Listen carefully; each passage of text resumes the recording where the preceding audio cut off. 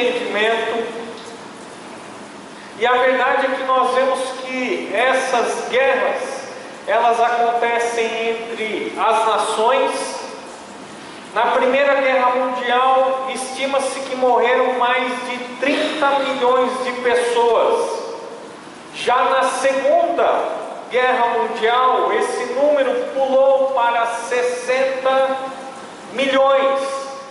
Depois, na nossa história, nós acompanhamos durante muitos e muitos anos o medo imposto pela Guerra Fria, o capitalismo contra o comunismo e a ameaça de uma guerra nuclear.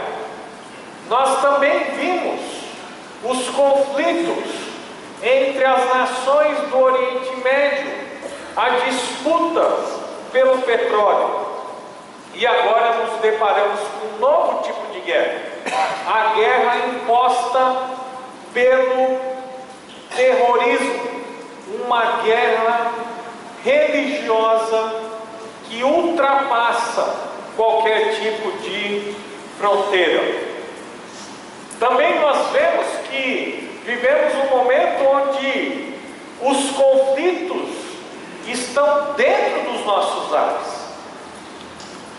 estão presentes nos nossos casamentos.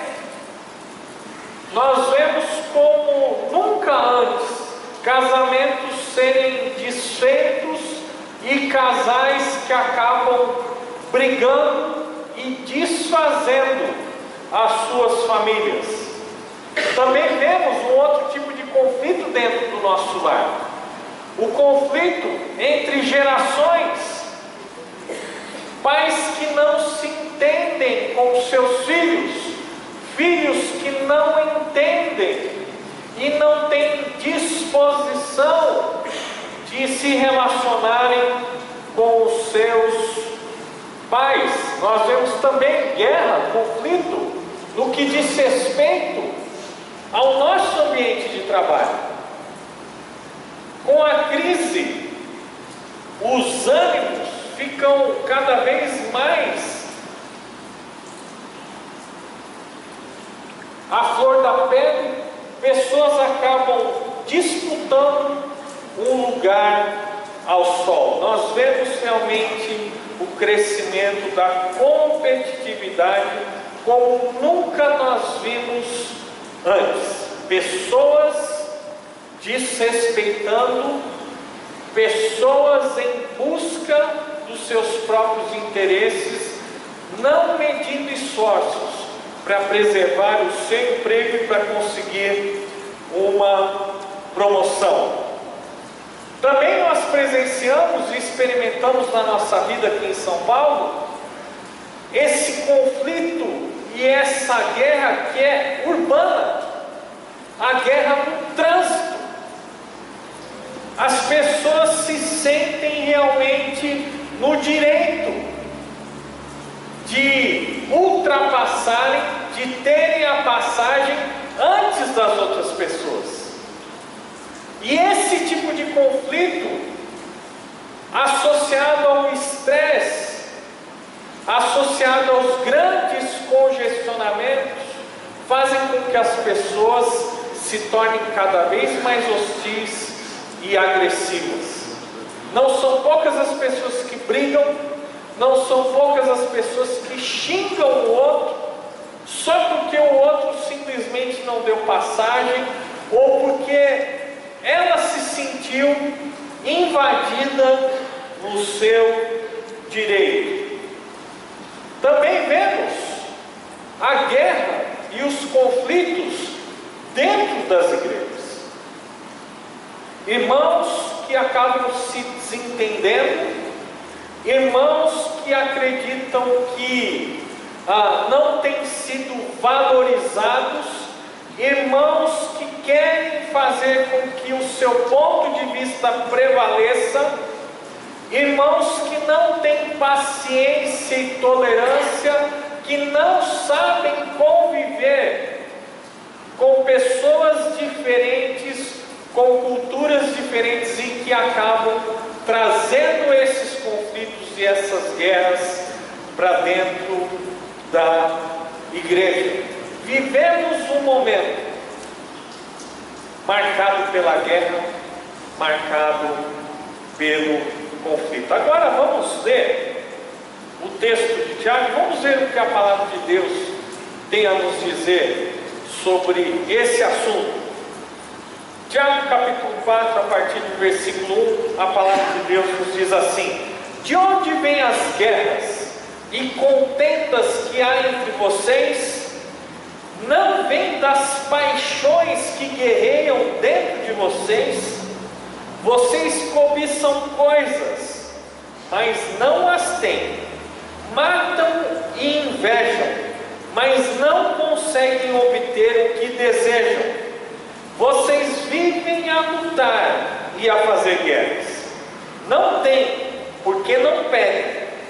Quando pedem, não recebem, pois pedem por motivos errados, para gastarem seus prazeres.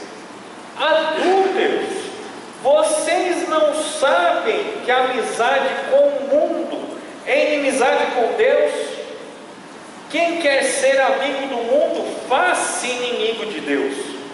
Ou vocês acham que é sem razão que a Escritura diz que o Espírito que Ele fez habitar em nós tem fortes ciúmes? Mas Ele nos concede graça maior. Por isso, diz a Escritura, Deus se opõe aos orgulhosos, mas concede graça aos humildes. Portanto, submetam-se a Deus, resistam ao diabo, e ele fugirá de vocês. Aproximem-se de Deus, e ele se aproximará de vocês. Pecadores, limpem as mãos, e vocês que têm a mente dividida, purifiquem o coração. Entristeçam-se, lamentem-se e chorem. Troquem o riso por lamento e a alegria por tristeza. Humilhem-se diante do Senhor e Ele os exaltará. Humilhem-se diante do Senhor e Ele os exaltará. Vamos orar mais uma vez. Senhor Deus, nosso Pai, pedimos que o Espírito Santo fale através da Tua palavra, Deus. Que o Espírito Santo converse com cada pessoa aqui nessa noite. Que o Espírito Santo traga esclarecimento às nossas mentes. Que o Espírito Santo faça com que a palavra de Deus domine os nossos corações. E que o Espírito Santo de Deus nos capacite a praticar a vontade do Senhor expressa na Tua palavra. Nós oramos e pedimos essas coisas no nome de Cristo Jesus. Amém.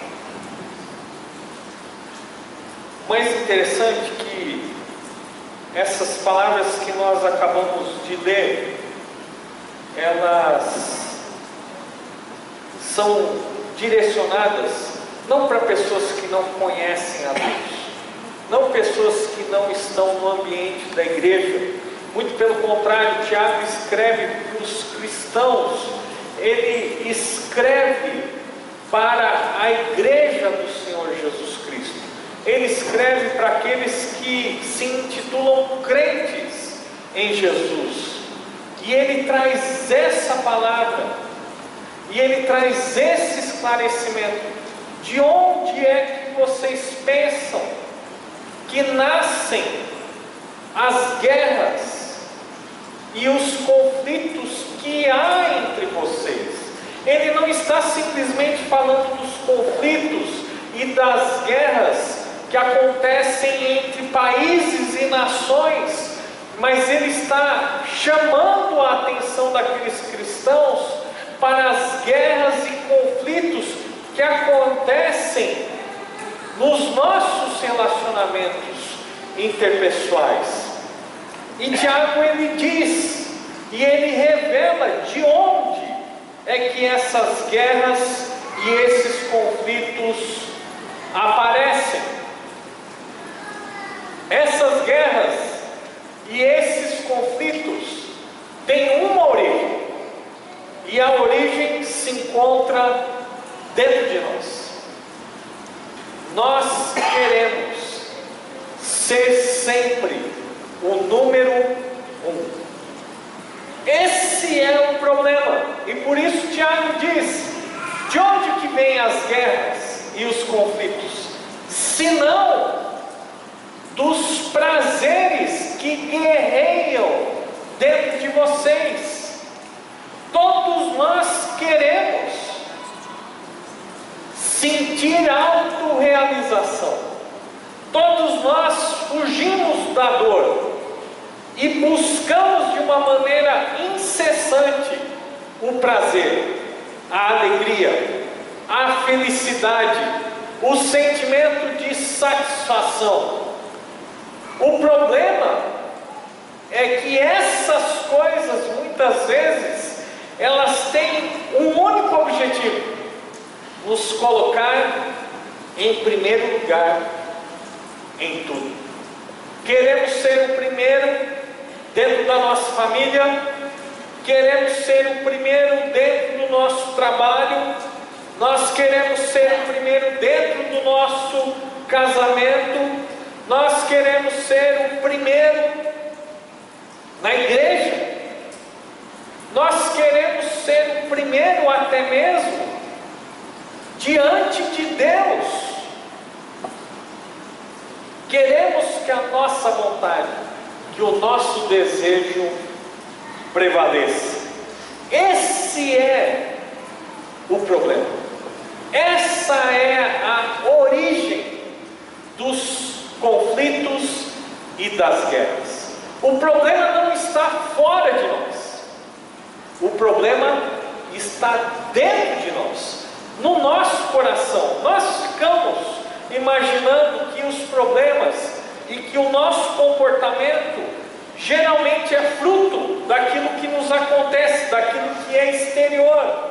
E sem dúvida nenhuma o ambiente, as coisas externas, elas influenciam a nossa vida, elas influenciam o nosso comportamento. Mas as coisas externas, as outras pessoas, as situações difíceis não determinam quem nós somos e o que nós fazemos.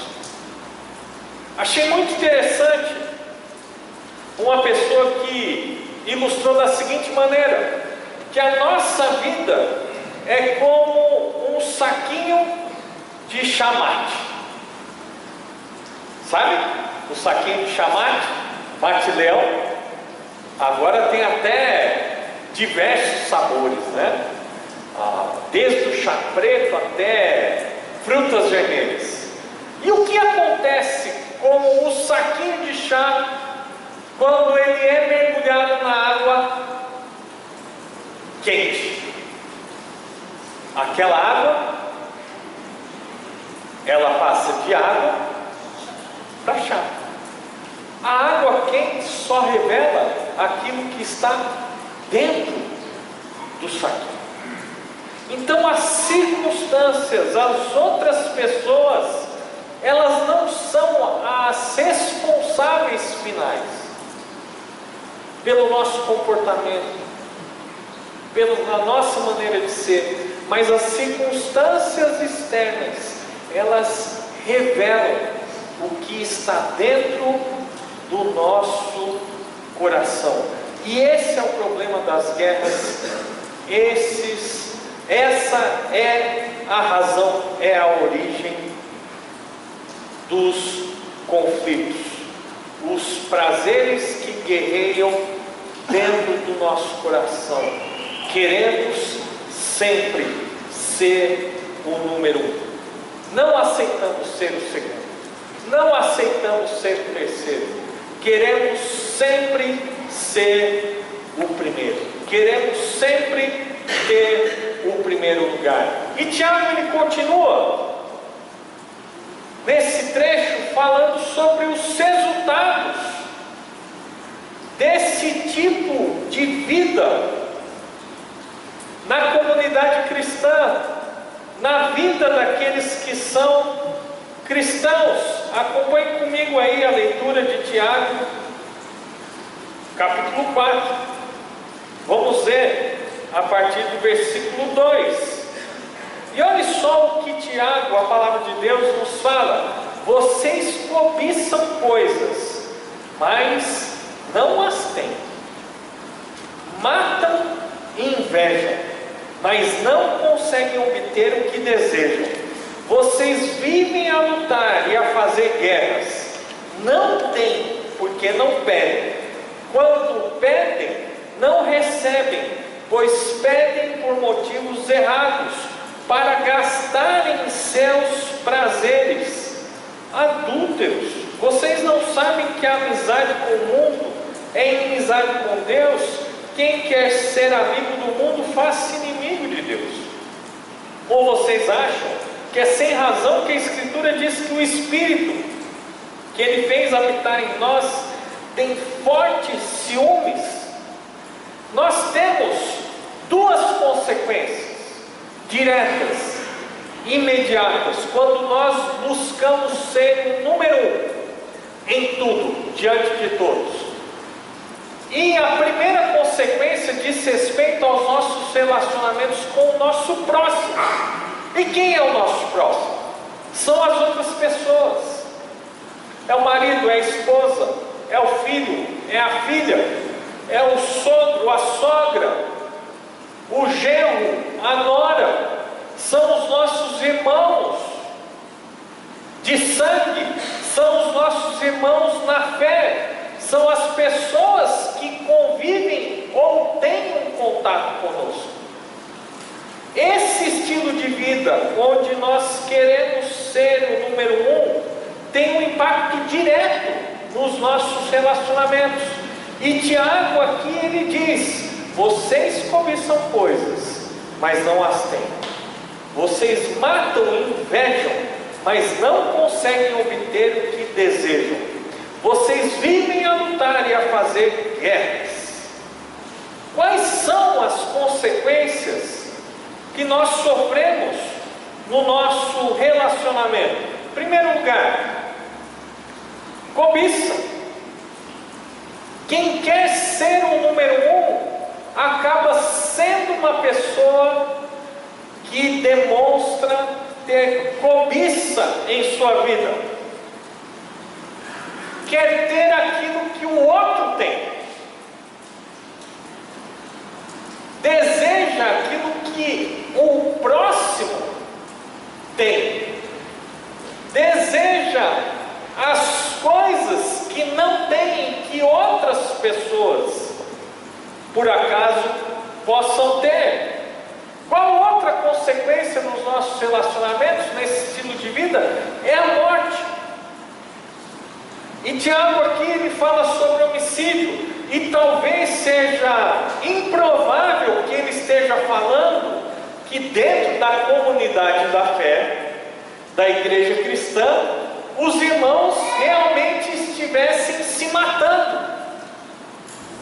É bem provável que esse homicídio não seja um homicídio literal, mas o próprio Senhor Jesus Cristo nos ensina no Sermão do Monte que aquele que sente ódio em seu coração diante de Deus já cometeu homicídio. Você já matou alguém? Não. Mas você já sentiu ódio de alguma pessoa? Então, diante de Deus, aquele ódio, aquela manifestação de ódio, de raiva, de amargura, para Deus é tão sério como um homicídio. Ódio no coração. Qual outra consequência? Tiago fala sobre a inveja. E se a cobiça é ter, é desejar, é ter, é buscar o que a outra pessoa tem, a inveja, ela nos faz desejar, querer ser o que nós não somos, querer ser uma outra pessoa, ou querer ser o que a outra pessoa é. Essa também é uma das consequências daqueles que vivem em busca de ser o primeiro diante de todos e diante de tudo. Tiago continua e ele fala sobre a presença de lutas, brigas, disputas. E ele também fala aqui de, mais uma vez, de guerras, de conflitos. De onde vêm as guerras e os conflitos? De onde vêm as lutas? De onde vêm as guerras? Vem desse nosso desejo, dessa nossa busca desesperada em alcançar tudo aquilo que nos dá prazer. O que é que Tiago está nos ensinando? Está nos ensinando que aqueles que querem ser o número um estão negando com os seus pensamentos, com as suas palavras e com as suas atitudes o cristianismo puro e simples. E o que é que o cristianismo puro e simples nos ensina? Nos ensina a amar a Deus de todo o nosso coração. E também nos ensina a amar ao próximo como a nós mesmos. Egoísmo é contrário ao cristianismo. Egocentrismo é contrário àquele que busca desesperadamente alcançar os seus próprios objetivos. E Tiago diz o seguinte, que as pessoas que assim vivem, as pessoas que cobiçam, as pessoas que matam, as pessoas que têm inveja, as pessoas que vivem em meio a lutas e guerras, elas tentam,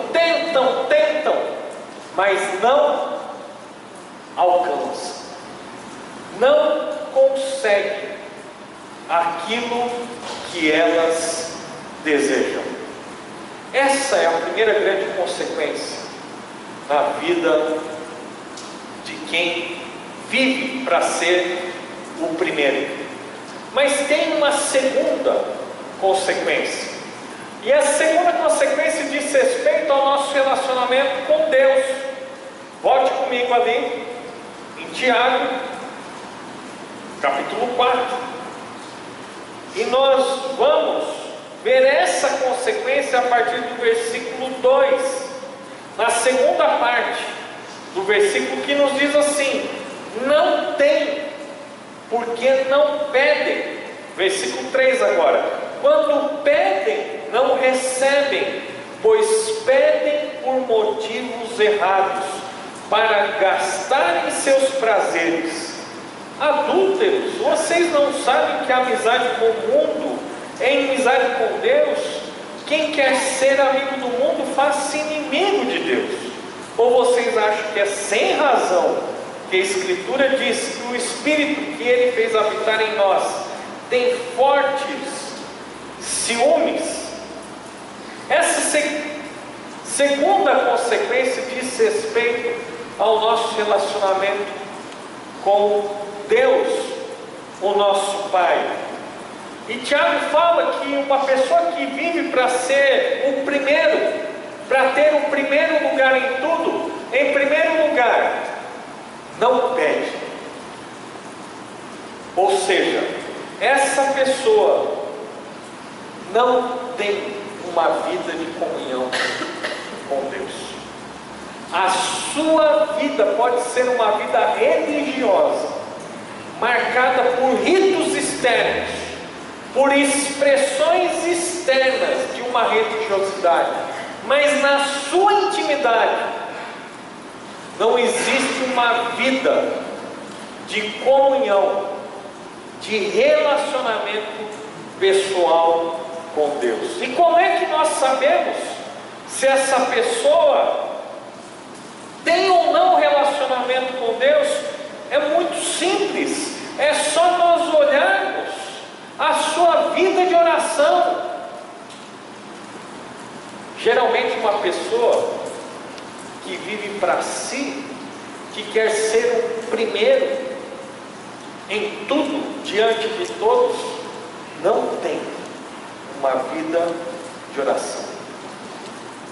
Ela não gasta tempo falando com Deus, ela não gasta tempo esperando ouvir a resposta de Deus. Isso porque a oração, a prática da oração pressupõe dependência. Quanto mais uma pessoa ora, mais dependente de Deus ela demonstra ser. Quanto menos uma pessoa ora, mais independente de Deus essa pessoa demonstra ser. Quem não precisa de Deus não ora. Quem não confia em Deus não ora. Quem não precisa de um verdadeiro milagre, da intervenção de Deus, não ora. A oração pressupõe dependência, mas não somente a dependência, mas o requisito número 1 para uma vida de oração é a humildade. Somente aqueles que têm necessidade de Deus, que precisam da sua orientação e da sua ajuda, é que investem tempo em oração. Oração silenciosa, oração comunitária, oração de joelhos, jejum. Não para que Deus faça o que elas querem, mas para que Deus revele a sua vontade na sua vida. Tiago fala mais. Ele fala não somente que essas pessoas não pedem, mas diz que essas pessoas pedem errado.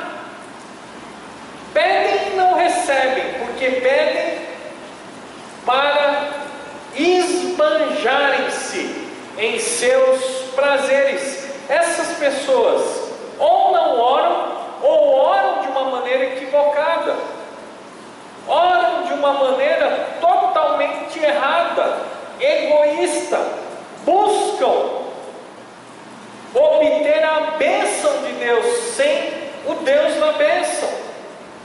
São pessoas que mantêm um relacionamento utilitário com Deus. Se eu perco meu emprego, eu vou na reunião de oração. Se bem que hoje nem isso as pessoas fazem mais. Se eu fico doente, eu gasto tempo orando. Não, as pessoas já não fazem também isso. Mas existem aqueles que ainda mantêm esse tipo de relacionamento utilitário. Eu oro para que Deus me dê alguma coisa. E se Deus me der alguma coisa, em troca eu devolvo algo. Mas também se Deus não me dá, esse Deus não serve mais. Esse Deus não merece ser servido. Falta de resposta às nossas orações muitas vezes significam que nós estamos tendo um relacionamento utilitário com Deus, um relacionamento egoísta. Mas Deus é tão bondoso, Ele é tão gracioso, que que ele não responde esse tipo de oração. E nós pensamos que é um castigo de Deus. E eu quero dizer para você que muitas vezes a falta de resposta de Deus à nossa oração não é um castigo, é um livramento. Porque se Deus atendesse a nossa oração e nos desse aquilo que nós estamos pedindo de maneira errada, egoísta, Deus não estaria nos fazendo um favor, mas Ele estaria nos empurrando para um abismo.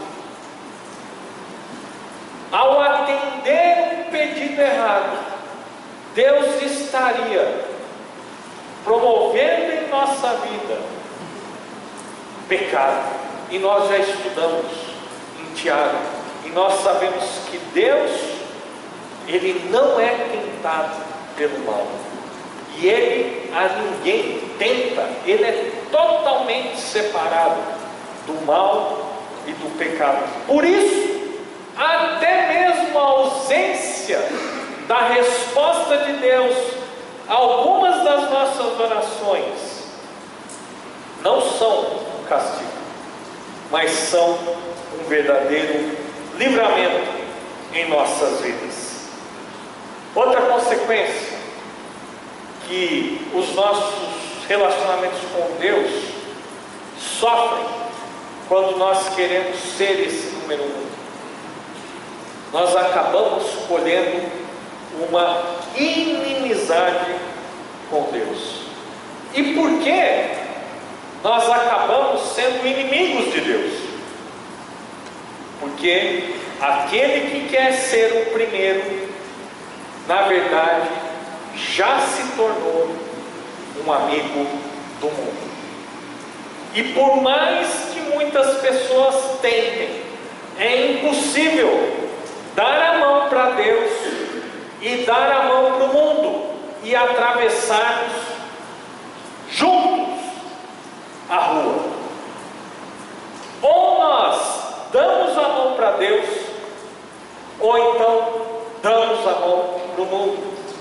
Ou somos amigos de Deus, ou somos amigos do mundo. Mas nós pensamos que é possível ser muito amigo de Deus e só um pouquinho amigo do mundo. Mas a Bíblia diz o seguinte, que não existe essa possibilidade, essa terceira via.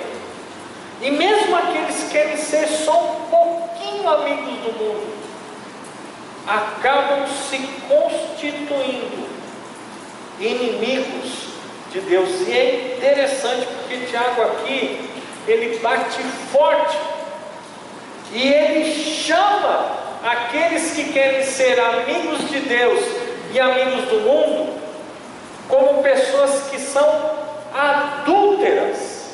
Em outra versão no português nós temos infiéis, mas sem dúvida nenhuma a melhor tradução é a do adultério, porque é isso que representa alguém que não demonstra fidelidade no relacionamento conjugal. Alguma esposa se alegraria em dividir o seu marido com uma outra mulher? Algum marido sentiria alegria em dividir a sua esposa com outro homem? E é claro que não. Da mesma maneira, a palavra de Deus nos diz que o Espírito que habita em nós, o Espírito Santo de Deus, o Deus Espírito Santo, ele sente ciúmes quando um cristão começa a flertar com o outro, com o mundo, com o diabo, com a carne. A palavra de Deus nos diz que o Espírito Santo tem esse zelo, mas não esse zelo egoísta, mas aquele zelo fiel, de quem sabe que esse tipo de relacionamento não vai trazer nenhum benefício para a pessoa, não vai trazer nada a não ser dor e sofrimento. E o Espírito Santo que habita no cristão, ele tem esse ciúmes, e por isso aquele que se propõe a ser parte da noiva de Cristo, a igreja, não pode flertar, não pode se dividir entre Deus e o mundo.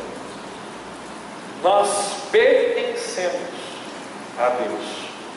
Uma pessoa que quer ser amiga de Deus e ao mesmo tempo ser amiga do mundo é idêntico à seguinte situação: uma esposa que chega para o marido na sexta-feira e pede que ele lhe dê R$1.000 para que ela então possa viajar para a praia com o seu amante. Um absurdo. Mas é isso que muitas vezes aqueles que querem ser amigos de Deus e amigos do mundo fazem. Qual que é o resultado desse estilo de vida? Também não vão receber das mãos de Deus, não vão receber resposta, não terão suas orações respondidas por Deus. O problema dos conflitos e das guerras é que nós queremos ser o número 1. Eu não sei quantos de vocês já assistiram esse filme. Eu sei que o Júlio não, ele falou para mim essa semana que não tem paciência, que é muito longo. Esse filme, O Senhor dos Anéis, foi escrito por um inglês, Tolkien, e ele demorou 12 anos para escrever o seu livro. Depois, anos mais tarde, foi agora transformado em filme. Para muitos, essa obra do Senhor dos Anéis é a obra mais importante, a obra literária mais importante do século XX. Por isso não deve ser desprezada. Mesmo aqueles que só tiveram a oportunidade de assistir o filme, deveriam assisti-lo com outros olhos. Não apenas vislumbrando um mundo de fantasias, um mundo que não existe, simplesmente um conflito entre o bem e o mal, porque na verdade essa história é uma parábola dos conflitos que guerreiam dentro do coração do homem. E eu não vou contar toda a história para vocês, nem poderia, mas essa história do Senhor dos Anéis gira em torno de um anel, que é esse daí. E esse anel é o anel do poder. E esse anel é um anel para todos governar. O anel representa o quê? O poder, o domínio. Quem tivesse esse anel seria um governante de todo mundo, iria conquistar e derrotar todos os seus inimigos. E dentro dessa história maior, em busca desse anel do poder, nós temos a história de um pequeno personagem, e vocês que assistiram o filme vão se lembrar. E ele era um tipo de um anão, naquele mundo de fantasia. Na verdade ele era um hobbit, e o seu nome era Sméagol. E ele acha esse anel. Na verdade o seu melhor amigo o acha. E quando esse amigo apresenta o que ele achou dentro do coração desse personagem, nasce um desejo, uma grande obsessão. Ele tem que ter aquele anel. É aquilo que ele deseja para a sua vida. Concluindo, para ter aquele anel, ele chega a matar o seu próprio amigo. Ele mata o amigo para ter aquele anel. E é muito interessante, porque esse personagem, ele mata o seu amigo, ele acaba se isolando, ele fica totalmente irreconhecível, e ele fica com essa aparência. E a gente acha engraçado, né?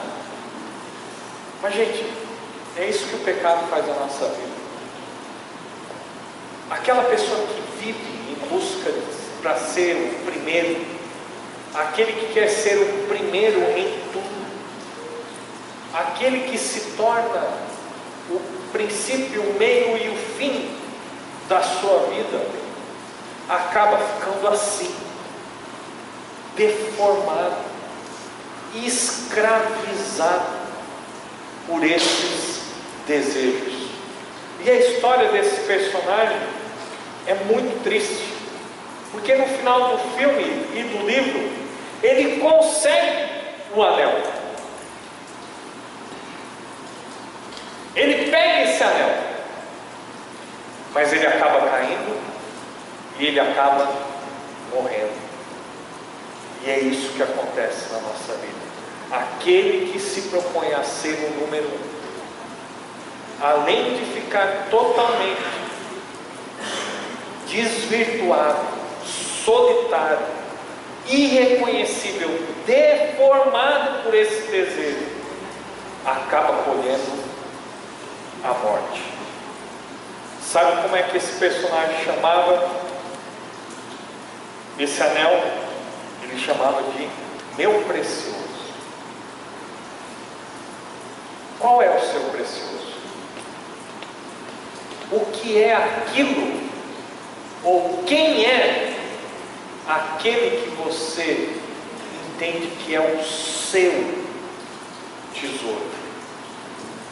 Mas a palavra de Deus, em Tiago, nos fala como nós podemos vencer essas guerras e esses conflitos. Como nós podemos vencer esse desejo que fica em nosso coração de querermos ser o primeiro. Acompanhe comigo novamente lá em Tiago, capítulo 4, e nós vamos ver a partir do versículo 6, e a palavra de Deus diz assim: mas Ele nos concede graça maior. Por isso diz a Escritura: Deus se opõe aos orgulhosos, mas concede graça aos humildes. Portanto, submetam-se a Deus, resistam ao diabo e ele fugirá de vocês. Aproximem-se de Deus e ele se aproximará de vocês. Pecadores, limpem as mãos, e vocês que têm a mão dividida, purifiquem o coração, entristeçam-se, lamente-se e chorem, troquem o riso por lamento e a alegria por tristeza. Humilhem-se diante do Senhor e Ele os exaltará. Existe uma saída, existe um livramento para esse estilo de vida que é totalmente destrutivo para o nosso relacionamento com Deus, nosso relacionamento com o próximo e o nosso relacionamento com nós mesmos. Existe sim uma saída, e a palavra de Deus nos mostra o caminho da graça de Deus, e nós já aprendemos e sabemos que graça é um favor imerecido. Essa graça está à disposição de todas as pessoas. Essa graça é capaz de alcançar até mesmo o pior e o maior de todos os pecadores. Essa graça de Deus não olha para os nossos defeitos, também não olha para as nossas qualidades. Ela não julga se nós merecemos ou não, porque é graça, é presente de Deus imerecido. Deus sempre está disposto a caminhar ao nosso lado, e essa graça de Deus é mais do que suficiente para nos livrar das guerras e dos conflitos. Mas, irmãos, a graça de Deus não nos isenta de algumas responsabilidades. Deus nos oferece a sua graça, Ele promete a sua ajuda, Ele irá dispensar a sua bênção sobre as nossas vidas, mas isso não significa que nós não temos que fazer a nossa parte, e a nossa parte é a parte da obediência. E por isso, nos versículos de 7 a 10, a palavra de Deus através de Tiago nos diz que nós devemos, em primeiro lugar, nos submeter a Deus, e em contrapartida, resistir ao diabo. E essa palavra sujeição, ela é tirada de um termo militar, que significa você ficar no seu posto, é você se manter na sua posição, é você saber exatamente qual é o seu lugar na hierarquia. É um soldado não querer tomar o lugar do general, porque não vai dar certo.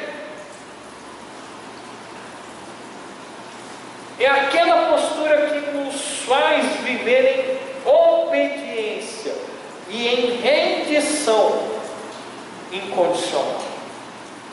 Por outro lado, se nós nos submetemos a Deus e nos rendemos à sua autoridade e o seu poder em nossa vida, nós também precisamos fazer outra coisa, que é resistir ao diabo. O diabo, ele não precisa ser temido, mas ele precisa ser resistido. Precisamos ter uma postura firme de não ceder às suas investidas. Precisamos nos opor a tudo que ele é, a tudo que ele representa e a tudo que ele nos oferece, como alternativa à submissão a Deus.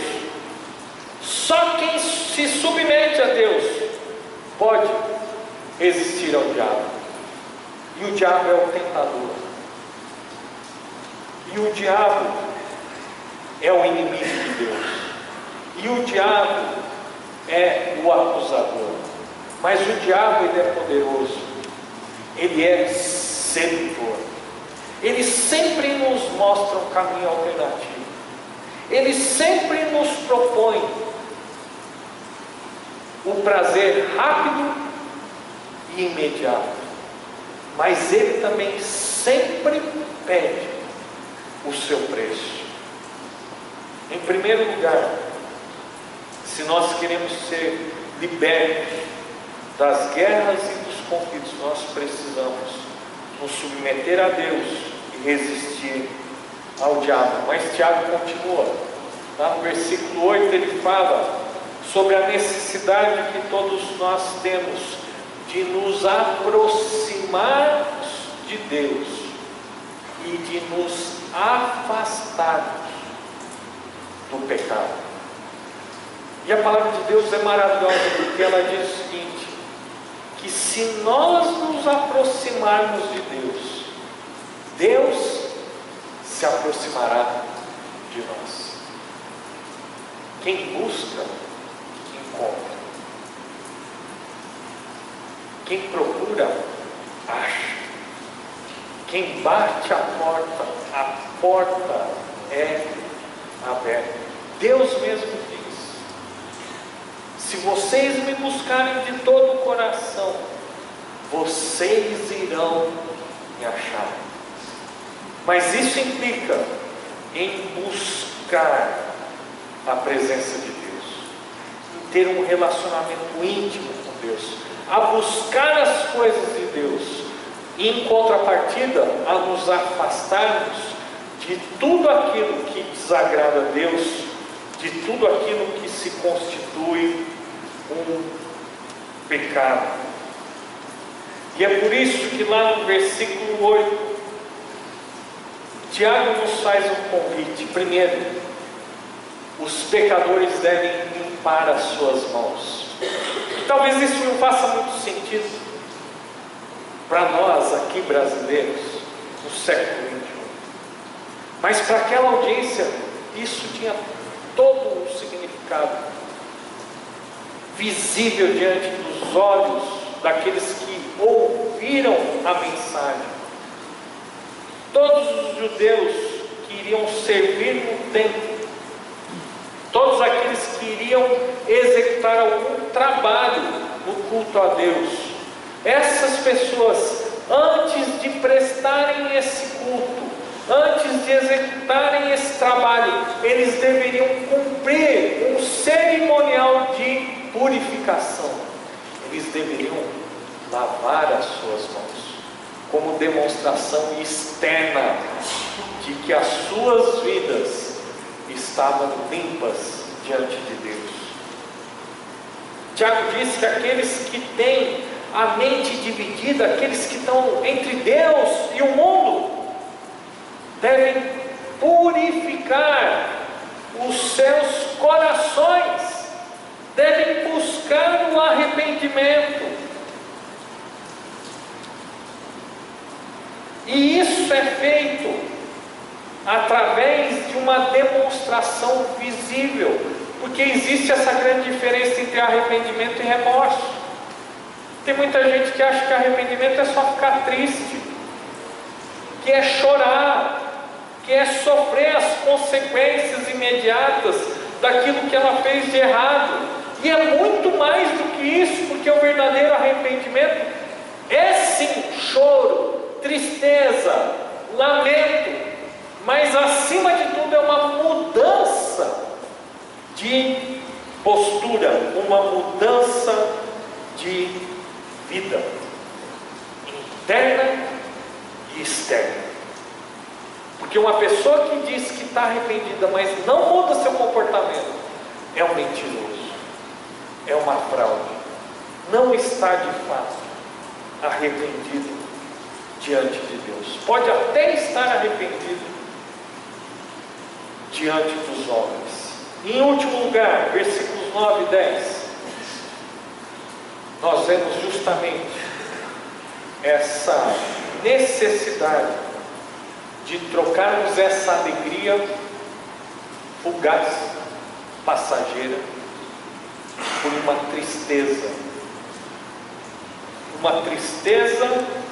vinda do coração, que reconhece o quão distante está dos ideais de Deus para a sua vida. Tiago também fala sobre a humilhação em contrapartida da exaltação. Você quer ser exaltado? Você quer se exaltar? Saiba que Deus se opõe aos orgulhosos.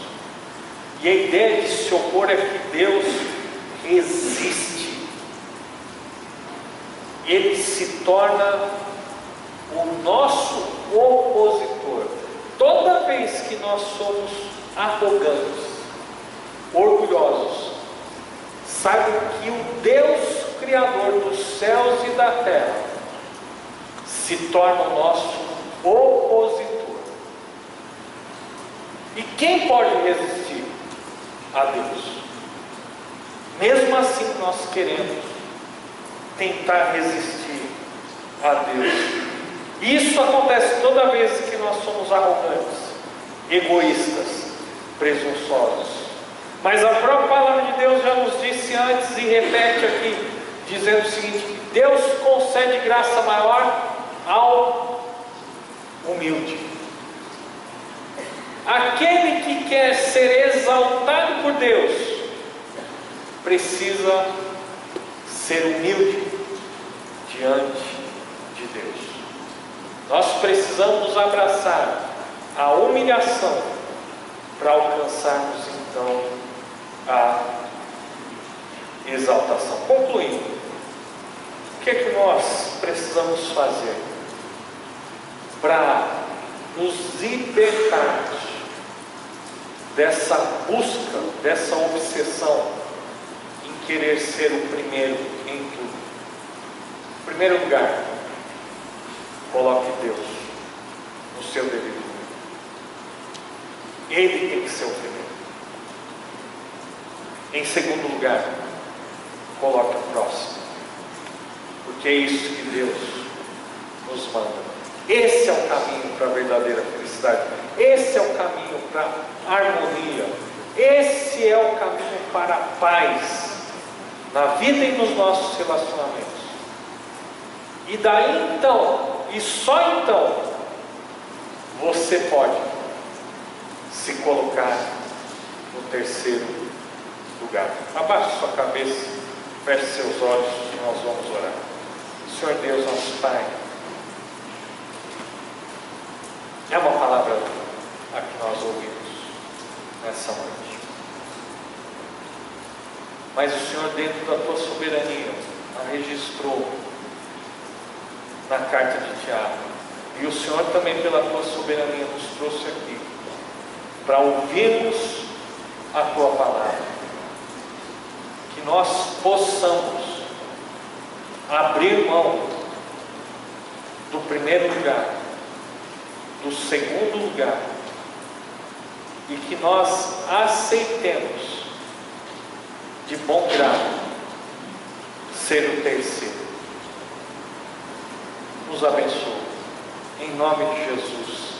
Amém. Deus abençoe.